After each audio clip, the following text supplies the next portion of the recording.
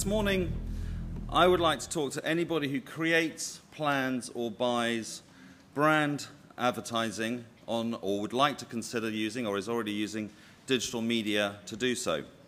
And I'd also like to talk to all the digital publishers and website owners who would like to attract more brand advertising to their sites. And I'm also talking to anybody who is here from an industry body or perhaps a journalist in the room who would like to help us to encourage more brand advertisers to spend on publishers' digital sites.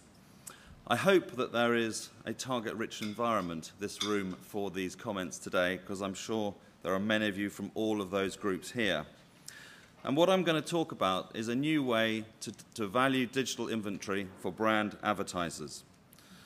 A new metric that will give digital media industry the powerful incentives to do the right thing, powerful incentives for publishers to deliver the outcomes that brand advertisers are looking for, rather than the proxies which are currently being used to generate invoices and infer performance. The CPM model is a very effective way to describe the supply of digital media, and the click-through rate is often used as a measure of performance of that supply. But intuitively, we know that these ideas borrowed from the direct response industry and now nearly or over 20 years old are flawed, that these metrics are and can be gamed. But there's been a lack of anything to take their place up to now. And today, I argue that we need new metrics that encourage the industry to eliminate ad fraud, improve viewability, counter worries about clutter and banner blindness, and prove the ability of digital environments to impact consumers.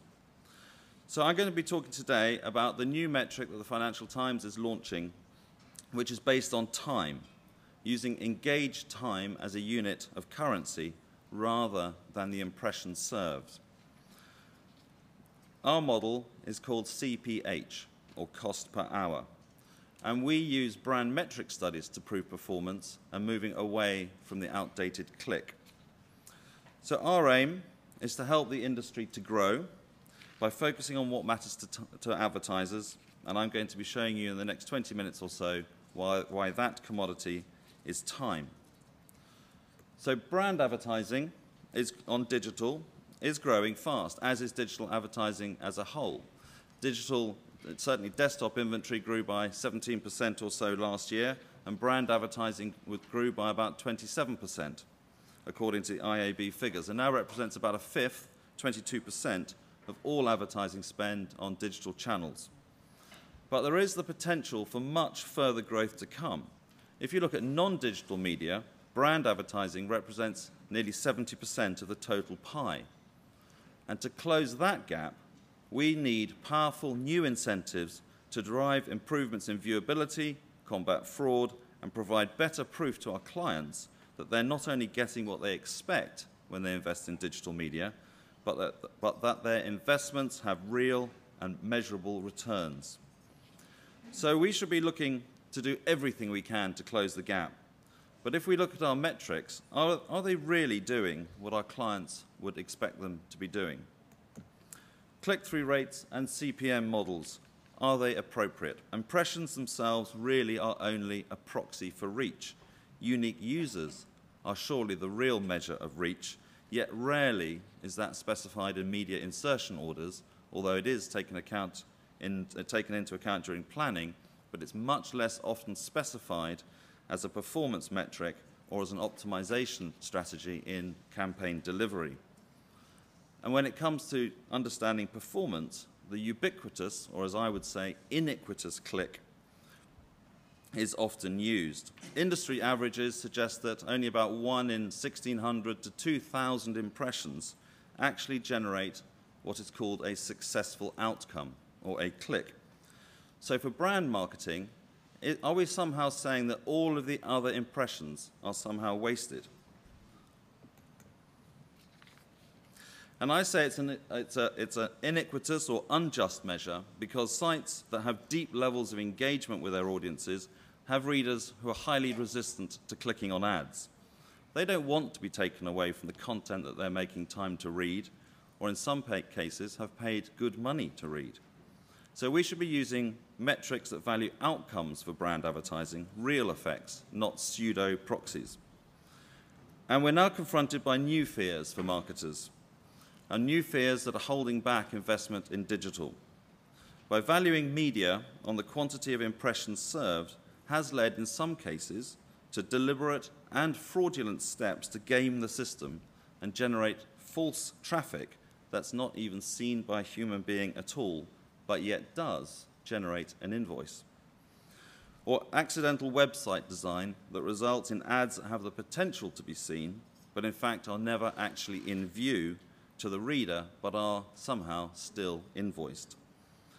We've written a lot about this, as have many other journals, and there are very many scary levels or estimates of the level of fraud that are available to you. I'm taking the Google estimate, which suggests that more than half of the ads served in the world won't actually be seen by a human being at all. And in a study in November last year by Integral Ad Science, a third of respondents ranked fraud as their #1 concern, with viewability cited top by a fifth. So overall, more than half of the advertisers are concerned that their placements in digital media won't actually be seen by anybody at all, not only worried about being seen by their target audience. But if more than half of the ads are never seen by a human, of the rest, how many are actually in view for what a reasonable person would consider long enough for those impressions to work? Now, we've integrated Chartbeat's active view system on every page of ft.com. It measures the actions of a user several times per second, such as scrolling, mouse movement, or other things to determine if a user is actually in front of the screen and active. The system produces data from a range of sites, which we've aggregated here, to estimate that of the impressions that are actually in view, only 60% are seen for more than 5 seconds. So if you do the maths, 60% of those that are in view, turns out that 27%, less than a quarter, of all available impressions in the world across the entire internet are actually in view for 5 seconds or more. So shouldn't we really be thinking about scarcity as well as performance when we think about value? Now, if we're not measuring the right things today, what do marketers want, and what can we measure that gives them some answers? And going back to basics, we believe that when you buy an ad in any medium, what you're really buying is attention, or the opportunity to have an audience to take notice of your message and maybe go on to do a further action. And there's a strong body of evidence to suggest that time is a proxy for attention, and that this does have an effect upon performance. On the left, there's a study from Yahoo which shows that ad recall and recognition grows as readers spend longer in front of the ads. And Google's performance study showed that the longer an ad is in view, the better the click-through rates were. It stands to reason, but we wanted to be sure at the FT, and we wanted to be sure that this worked on our own readers. So last year, we ran 5 branding campaigns for real clients on a pro bono basis, and with Millward Brown's help, we were trying to test the impact that time has upon 4 brand metrics: recall, familiarity, association, and consideration. And Chartbeat software allowed us to identify who had been exposed to the campaign, and for each ad, how long the individual had been exposed.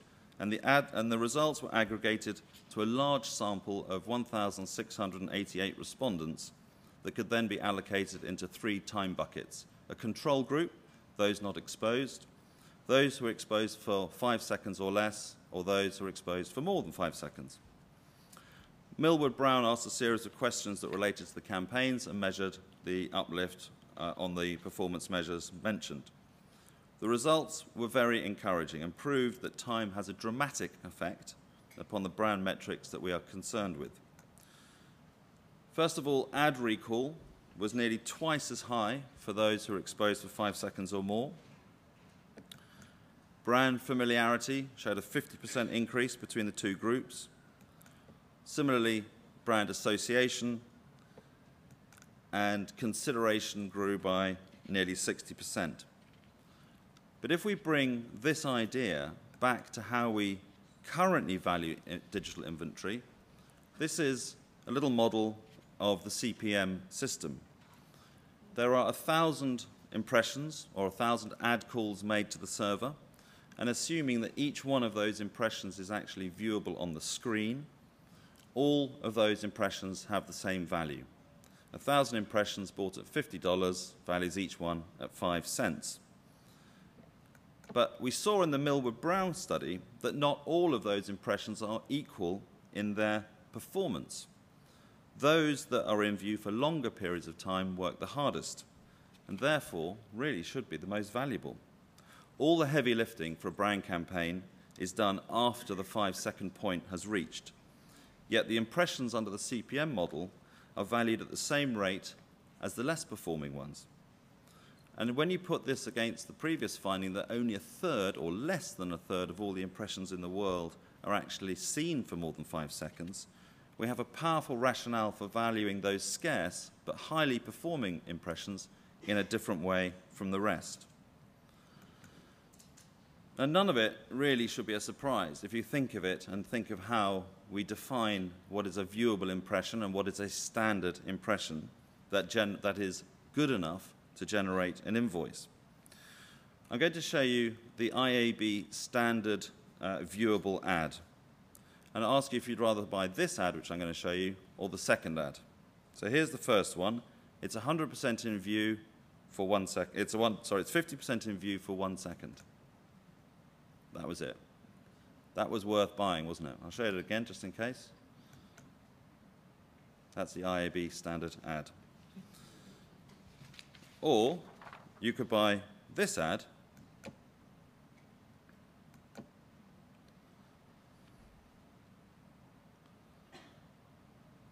That ad was 100% in view for 5 seconds. You could see the whole rotation of the ad. You could see the whole thing in all its beauty. It was an FT house ad, and I'm sure you thought it was lovely. But if we only charged you for those impressions, I'm sure you'd be very interested in just buying those and not buying any of the first ones I showed you. So I'll just go into a little bit of detail about how we created the model behind time. So we started from the premise that content is king. People spend time in front of articles or content that they find engaging, relevant, useful, or entertaining. And with Chartbeat's technology, we carried out a site-wide audit to understand where and how time performs across the site, by ad unit, by site section, even down to the page level. And then we cross-referenced that using demographic first-party data so that we could build averages and therefore estimates of what inventory would be required and from where to meet any given time goal. And then we developed optimization strategies for the ad operations team so that they could put that to use when placing longer in-view ad placements on the site. So Chartbeat measures the active time a user is in front of a viewable ad, and if for any reason the ad is removed from view or the user leaves the page before the 5 seconds is reached, the clock stops on that impression, and the impression and its time is not counted towards a total. So if we work very quickly through the model, the ad is served. We first check if it's in view. If it is, the clock starts running on that impression. If someone is inactive during the 5 seconds, the clock stops and the ad is rejected. If the ad remains in view, then we count the time towards the total, but as I said, only invoice the advertiser for the impression once an active user has been there for a minimum of 5 seconds. And to improve the quantity of engaged time, we made some important changes to the site. For example, sticky leaderboards, which you could just see rotating up and down there. The ad remains in view even though the reader scrolls down the page. We also moved some ad positions and some sizes down towards the bottom of the page, where we find some of the best performance in terms of time. Ads placed 2/3 of the way or even at the bottom of the page don't always come into view, and if they don't come into view, then they won't be charged. But when they do, they perform best of all, or often best of all, in terms of time, because readers, once they've read half an article, are more than likely to carry on consuming and reading the rest of the article, being in front of an ad for a long period of time. And remarkably, by concentrating on time in this way, we've seen some huge increases in performance on the site. A 50% increase in our viewability scores across the piece. A 40% increase in the amount of engaged time. A 70% increase in ads that are seen for more than 5 seconds. And even, my old friend, the click-through is up by 40%. So concentrating on time has really resulted in better quality inventory across the piece. But what was the advantage that this gave our advertisers, and does selling on time work in practice for us, both from an operational point of view as well as a financial point of view? And to prove this, we needed to do this for real, come out of a test and actually have a soft launch with a small number of friendly paying customers. And that kicked off in the early part of this year. We've actually now run 12 campaigns from 10 advertisers, and on the screen you can see the names of some of those who've participated and have given us their permission to cite them. The idea of the soft launch was to actually see if we could do it in practice. Could we persuade clients to actually go with the idea and put some money behind it? Would we actually find the same sorts of uplifts on really famous brands as we found in our test? And crucially, could our ad operations people really get their heads around this whole concept, around the modeling, and could they really optimize to a time metric in real life? And crucially, from our point of view, would we be more efficient, or at least as efficient in our use of inventory? Because that's where the true win-win lies in this, a win for both parties. If we can serve out to the same amount of time as we would have done on a CPM basis, using the same or less inventory, then it makes financial sense for us to do so. But it gives better performing ads for our clients and more exposed time using less inventory. So the product that we decided to launch with as a pilot was to offer advertisers a package of senior business decision makers at an investment level of £50,000 using ft.com desktop inventory. With that information, you can work out how many impressions that would buy on a straight CPM buy across the site at our regular trading rates. You can then translate that into a time estimate.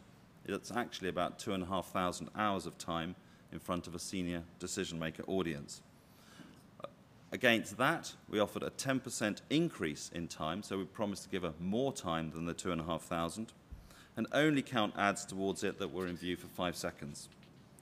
At the end, we provide a Nielsen brand performance study on each campaign to measure the brand uplifts on recall, familiarity, awareness, and consideration. And the quid pro quo from the advertiser is that we get the freedom to run those ads wherever we see appropriate to deliver time, and will only optimize towards a time metric using a blend of leaderboard and MPU formats. And we found through the campaign that the average amount of time a user spent interacting with each ad unit massively increased. Here you can see that during these trials, an ad bought on the IAB 1 standard, 1 second standard, would generate 10 seconds in front of that ad, whereas a 5-second ad generates 19 seconds on average, because an advertiser continues, a reader continues consuming that ad way beyond the 5 seconds.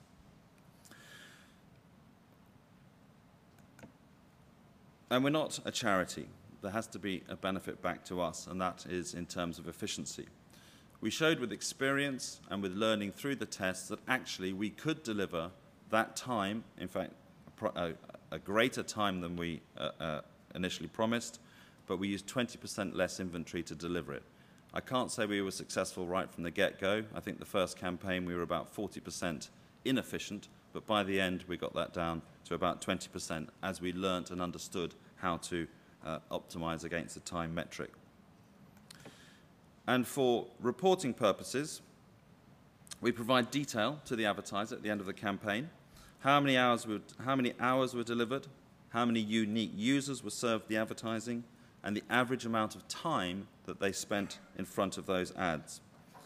And as an optimization strategy, you can therefore dial up or down those variables. More people with less engaged time, or more engaged time and fewer people. We can respond to your desire to understand both reach and engagement and optimize accordingly. And we don't just tell you what was delivered, but also the effect that that advertising had. As I said, every time-based campaign that we sell comes with an attendant Nielsen brand attention study that offers pop-up questions to measure those 4 metrics I outlined previously. And needless to say, the results from the test campaigns proved once again the effectiveness of time in view. And here you can see an aggregated view of those campaigns on one metric of brand association.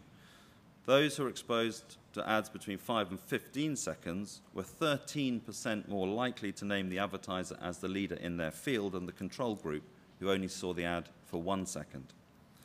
And as you can see, the longer an ad remains in view, the more that uplift becomes true.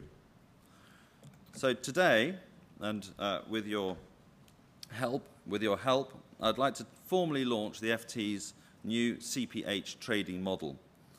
I'd like to stress this does not replace the CPM or the sponsorship buy, both of which have their place in the armory, but CPH is an option. It's a choice that our brand advertisers now have, and one which I would sincerely recommend everybody looks at. So we're offering, just to recap, packages that include blocks of time with a built-in 100% viewability guarantee. An impression not seen for 5 seconds isn't counted and is therefore free of charge. Any user who moves away from the ad within 5 seconds effectively stops the clock, and that ad is not invoiced. And we will guarantee to deliver you 10% more time than you would have got on a CPM buy. And we're going a bit further than we did in our tests, and we're offering this on 6 audience segments derived from our first-party registration and subscription data. Our most valuable segments: C-suites, senior business decision makers, finance professionals, IT decision makers, purchasing managers, as well as across the range of FT.com users. We're offering blocks valued at £50,000 in value, and we provide full reporting and transparency, including the brand metric studies I mentioned. So you'll be able to say to your clients and to your bosses and to anybody who's asking you what you did with the money that they gave you, not what the campaign delivered, but actually what it gave you as a brand result. So what's next, and where are we going with this? Well, firstly, from our side, it has to be an ongoing commitment, a bit like painting the Forth Road Bridge. Our work is never done. Any change you make to the site, to the content, to the ad units, the positions, anything that changes the user experience will change the way that time works on the site. And our team, through our insight team, are constantly monitoring and evaluating and updating the site. The next development will be to look at sequential messaging, so that individual readers can be served different ads according to how much time they've been exposed to the advertising already. Once an ad has been seen by an individual for a target amount of time over one or several exposures, you can then serve them a second ad, and then a third ad on their journey towards a call to action. And we're engaging with our tech partners to develop a mobile time-based proposition. Currently, our product is limited only to desktop inventory. And of course, once this has been cracked, we need to engage with the ecosystem to enable this through programmatic channels. And to finish, if anybody would like to know more about this proposition or to understand in detail how it works, or has a particular desire to look at the maths behind it and the algorithms that we've created to deliver it, we're delighted to share this learning with the whole industry. The gentleman on screen is Nikhil Sanghvi, who is the consultant that we worked with to develop the proposition. He is a rocket scientist in his daily life, and he has written a white paper which is available to anybody to download. If you just go to ft.com/about us, you can download it there, and please feel free to pull it apart and to have a look at it. I hope you're inspired to want to know more, to give it a go, give it a test. If you're a publisher, if you're an agency or an advertiser, we would be delighted to hear from you. So please either download the white paper or contact me and my team, or drop me an email, dominic.good@ft.com, and we would be delighted to talk to you about it. Thank you very much for your time.